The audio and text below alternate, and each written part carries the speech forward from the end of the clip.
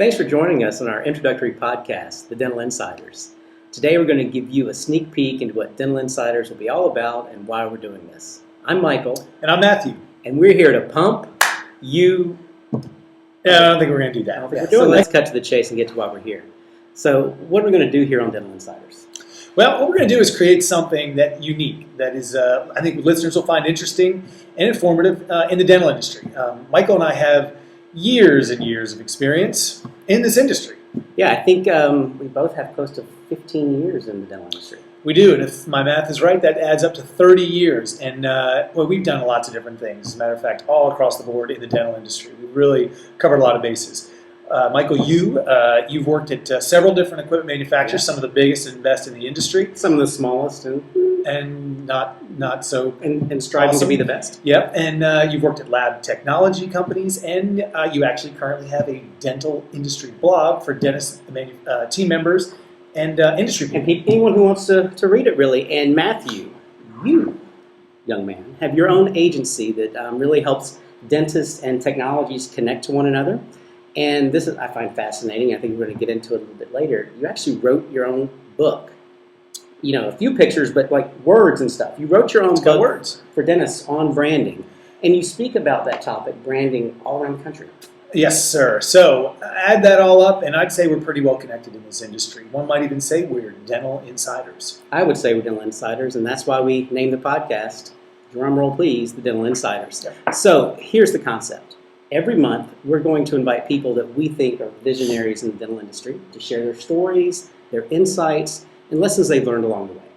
Yep, that sounds good. So we're going to have lots of different people. We're going to have clinicians, key opinion leaders, industry gurus, manufacturers of cutting-edge technology, and more. The goal is to make this podcast interesting to anyone and everyone in the dental industry. A few of our guests lined up for future podcasts are Dr. Lou Schumann, Dr. Scott Parker, we've got a HIPAA compliance guru, and the always interesting and insightful Paul Feuerstein, and so much more. We really have a plethora of guests lined up. I mean, that's quite a heavy-hitting lineup, and as you're listing off these potential guests, I'm starting to think this might have to be a weekly podcast. Well, let's walk before we run on this one. I'm not even sure this is recording, and there's no guarantee anyone's going to listen to this. I don't even know if this mic is on. It probably isn't. So let's just let's do this one and see where it goes. Okay, but to kick things off today, it's just us. That's right. Just the two of us, you and I. And so, I mentioned your book earlier. So again, I said, as someone who, I write a blog, you mentioned that. But to me, a fellow writer, it's very impressive that you wrote a book. Yeah. Tell us about it. Well, the book is called Branding in Practice. It is it's a book, probably if I were to give you just a quick synopsis of it, it's meant for dental practices, for dentists and the whole practice. And it's to get them to try to see the practice more like a consumer brand, see themselves, the dentist, the practitioner, and the practice itself more like a consumer brand. So I don't know. It seems to make sense to me. It's kind of where we're going as a society. Strong brands. We know strong brands connect with people and make a better relationship, and they can charge more. And there's so many benefits to a strong brand. And it's just been fascinating to write the book. So it's worked on the book for probably 2 years. Yeah. Launched it last fall, and now I speak about it. And it's the feedback I get when I speak about it is just kind of overwhelming. People are so interested in it's almost like we've been thinking this, or we're not sure if it's right, and now you're talking about it. It seems to make sense. It almost seems so basic, but since no one had really been talking about it, it kind of came out of nowhere, and now it's... I'm going to a leading question here, but when you're speaking about it, or someone who's read the book, you talk to them, is it almost, because again, it's geared towards dental practices, and like you said, branding a dental practice like a company. Right. Do you get the sense that they almost feel like, oh, wow, you mean it's okay to do that? There is that. There's actually across the board. There's a lot of different responses. Yeah. One is, there's kind of this kind of awakening almost, or this. I've been thinking about that. Now I almost have permission to do it, or other people are like-minded. But there's definitely this feeling out there that it's ready for it. I feel like dentists in the dental industry is kind of ready for this kind of thinking, and no one is. I almost feel lucky and fortunate that no one's really talking about it this way, and it's something that I do in my day-to-day, in what I do for companies. so it was kind of a logical progression with now how can I share that with everyday, dentists and try and share what I know. So it's been great. I mean, all over the board, people come to me, sort of older practitioners who are like, this is kind of cool. I've never really thought this way, to younger ones. I just had this young woman come to me and be like, I have done everything that you've talked about. Almost like, and I think we're going to try to have her on the show. I was going to say, we should have her on the show. She was, everything you're saying, I believe in. It was almost like reaffirming. It was really great to hear. I think it was great for her to hear me, and it was great for me to hear her that, okay, this, next wave of dentists is I think, maybe going to get it a little faster, but certainly everybody, there's something to learn in it, So you've taken a lot of the work and things that you've learned from your agency working with dental companies and manufacturers over to the dentist side. Right. But going back to that manufacturer and supplier side, I think next week you're headed to the ADA, right. the annual American Dental Association meeting. So, you've been going to this thing, I guess, for, well, we said earlier, probably close to 15 years now. That's right. So anything in particular you're looking forward to this year? Well, it's always good. I think as people, we're always interested in connecting with other people, right? So I'm excited to, see friends and colleagues and clients and interact. I always find myself sitting at a lunch table or in an elevator or somewhere with a dentist, and I always ask, where they're from and what they're doing, what do they do for marketing, what do they see, what do they like, why are they here, why did they come, I'm kind of an inquisitive person when it comes to that. So what I'm looking forward to is just staying in and learning more and getting to know some new people and getting to know some old people better. So, and always look forward to, what's new. I think, I'll probably spend some time with, the Pride Institute kind of best in class area, which is always to me interesting. Each show around the country that we go to, and I think I go to probably 10 a year, 12 a year, they all have a different, interesting, different benefit. And the ADA has, that to me is one of the better things, and definitely look forward to seeing that. Yeah. Well, you talked about the plethora of trade shows you go to every year. Yeah. And for the last few years, we've both attended our fair share of trade shows. And I think it's become a bit of a topic of discussion in our industry, the value, or for even a stronger way to put it, the death of the trade show. Right. Is the trade show dying? Or maybe the better question, I'm curious, in your opinion, are trade shows still relevant? Yeah, so it's a great question, and it's we probably could have a roundtable on this, on this podcast of different people who either run trade shows and people who buy space at trade shows and all the different people, and find out what they think. Trade shows are fascinating to me because they're relevant and irrelevant at the same time, right? They're important for that reason I mentioned earlier, to connect with other people, to see new things, to get the CE, to see a lecture, to learn. But are they relevant and necessary at the scale that they are? And I'm not sure that they are, and in sort of before the internet and before video and all that, you had to do this. Right. You had to sort of go to the big show and do it. Now there's so many other ways to do it. What I see is a bigger trend, and I think it's the start of what I think it will be, is the smaller, more regional. It's maybe 50 or 100 docs in a room, and there's maybe a couple technology companies, and there's a few speakers. And it's a way to sort of do it on a smaller scale, and it's less expensive. You can do it in a day. Maybe it's a one overnight deal, but it's more regional, local. You can drive in. You can bring your team if you want to. But where I really see it going, it's funny, I think it was about a year ago, I sat down. I was, at one of the trade shows was with, I think it was a couple guys in the industry. I think it might have been, who was it? It was Kevin Henry from DPR, and it might have been Dave Hurlbrink and a couple other people in the industry. People who've been in the industry a long time know it. And we were talking like, okay, what's the future? Jeff Rohde might have been there, who's a dentist out in California. And it was like, what is the future of this? Because we all go to these things, and we're all like, I can't believe these things are still hanging around. And we kind of came around to all throwing our opinions in and everything. I think it's more, personally, going to be coaching, mentoring, motivational, inspirational type stuff that isn't around now. Still some product stuff, still some technique stuff. Maybe you learn how to do something, and maybe there's some CE. Less product Yeah. focused, more person focused. Yeah. You know, I think you hit the nail on the head, because I think that's a very broad question. Are dental trade shows still relevant? And I think it depends on how do we segment the area of relevance, because we know for a fact when it comes to the sales cycle, whether it's a consumable or a technology or a new technology, that dentists are like other consumers. Yeah. They find out 70+% of what they need to know on the internet before they talk to someone selling the product. Yeah.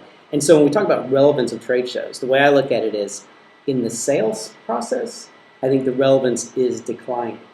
But on the other hand, and you touched on this, when we, again, think about that sales cycle and using the internet to find the information that we need ahead of time, what I believe that's leading to is still even a stronger need for human connection. Right. And that's where the trade show, I think, still has relevance, but it has to evolve. And it may be less of a huge, mostly empty exhibit hall, right, and more of learning soft skills, learning some new clinical techniques, as you said, some industry sponsorship, but more the human connection, because that's harder to get on the internet. Right. And I think this is true in any industry, in any world, is that we all belong to different people call it different things, but we all belong to a tribe, right? And so, we want to connect. The reason we do it is it's in us. We want to be with people who we feel comfortable with, like-minded. And so I think there's that too. And I think the big ones suffer from not as much tight tribe, and whereas if you get that, I think you've I think you're exactly right. I think there are, we could probably rattle off some instances where in dental we've seen that, where you get that sense of connection, sense of tribe at a meeting that might have 100 to 1,000 attendees versus 30,000 attendees in a municipal convention center. Sure, and study clubs do it, right? Study clubs do it at a smaller level, so it's probably somewhere in between that. But I really would mix in a heavy dose of the motivation on the coaching and the inspiration, the soft skills. The soft skills, but it's interesting you mentioned study clubs, because I've got a guest in mind that I want to have for a future show to talk about study clubs, because the study club, from a little bit of my experience and background, we're starting to see an evolution of study clubs expanding beyond geographic boundaries, using technology to have virtual study clubs and to have connections of people across the country, but yet mixing in an annual or semi-annual physical meeting. So study clubs, definitely a topic for Dental Insiders in the future. Okay, great. Yeah. So let's say you went back to school. Don't want to do that. To be a dentist. All right? I'm not sure I'm ready for that. So I'm curious, would you want to go into general practice? Would you want to specialize? And then once you opened your practice, how would you brand your practice? Sure. So, interesting question. I would probably be a specialist. I don't know why, but I think I probably would. I think I'd rather be really, really, really good at one or two things than kind of good at everything. But that's, I don't know. I'm not really wired to be a dentist. I don't have those skills. I don't have those. So, as far as what I would do to market, that's a pretty big topic right now. And I think for a future show, we may have some dental practice marketers on our show that can help, sort of give some insight. I would probably follow the advice that I in my book. Quite honestly, I would develop a really strong brand. I would have a really, really strong brand. I would spend some time and energy getting that right, so that way there was no question in the consumer's mind. And I use the word consumer a lot instead of patient. Yeah. I do that on purpose, right? Because it's important. That's the whole shift, right? The whole shift is stop looking at these people like they're patients. They're consumers. Right. You want them to give you money, so start looking like consumers.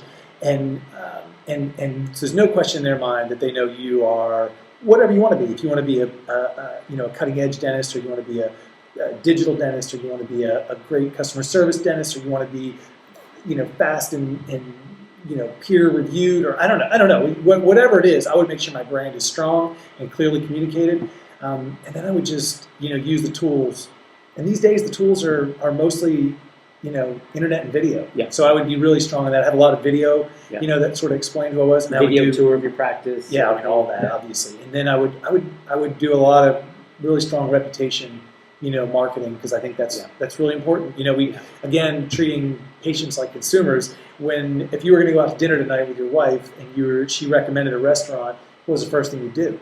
You go online. You go online, you look it up, and you look at a review. You're a consumer of the restaurant. Yeah. So a patient moves to town, or they're thinking about changing dentists. What's the first thing they're going to do? They're going to go online. They're going to search. They want to see reviews too. Now, we all know that you can't believe every review, but an overwhelming number of positive reviews is certainly helpful. And that's just the world we live in. In a couple of years, it might not be, but right now it's the world we live in. Yeah. So, I like to ask this question of every insider that I talk to. What trends do you think will have the biggest impact on the dental industry, let's say in the next several years? A couple of years? Well, I'd say in the next year or two. One is the group practice, and the corporate dentistry, whatever we call it. It used to be called group practices, then it called DSOs, and then it's corporate dentistry. It's kind of a franchise model. Whatever. That's going to affect. I don't think it's going to take over the industry, but I think it's at some point it'll level out. I think there's still the difference is: do you want to be? If you're a dentist, are you entrepreneurial? Do you want to run your own practice? Do you want to hire people, fire people, run payroll, and do all that stuff? Is it in you? Do you wake up? Do you have a passion for it? And if you do, then you're entrepreneurial. If you don't, then you're just a great clinician, and you sort of stick to that and let somebody else help run the business. I think that'll still shake out because everybody's chasing that, right? The dentists are the key people in the industry, the manufacturers are, everyone, the associations, everybody is chasing that group because it's such big buying power. So it's affecting it.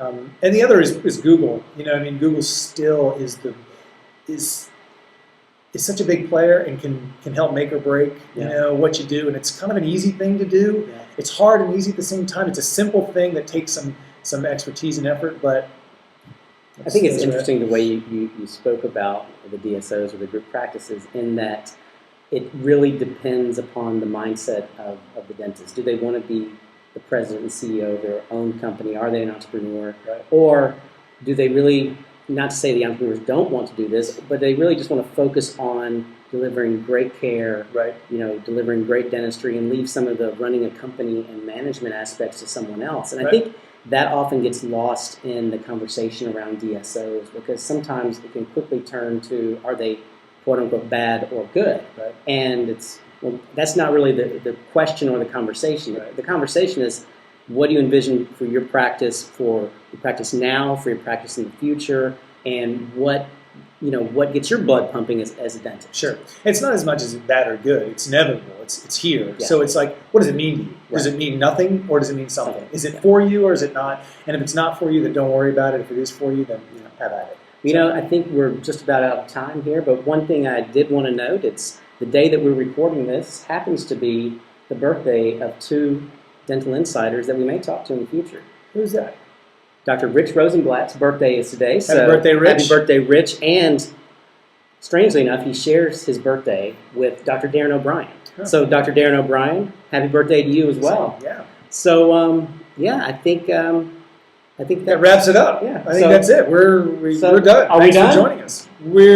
You're done. Yeah. You're Michael Dunn. I'm Michael Dunn. And I'm Matthew Petchel. We'll see you next time on the Dental Insiders. Our first guest, so this was sort of our kickoff podcast, but our next podcast will be our first one, and we'll have none other than Dr. Lou Schumann as our guest. He's going to give us his take on the industry, a recap on the Pride Institute's Best in Class Technology Awards, and he's going to tell us how many cavities he has. So it's going to be an exciting show. Thanks for joining us. Thanks. See you next time.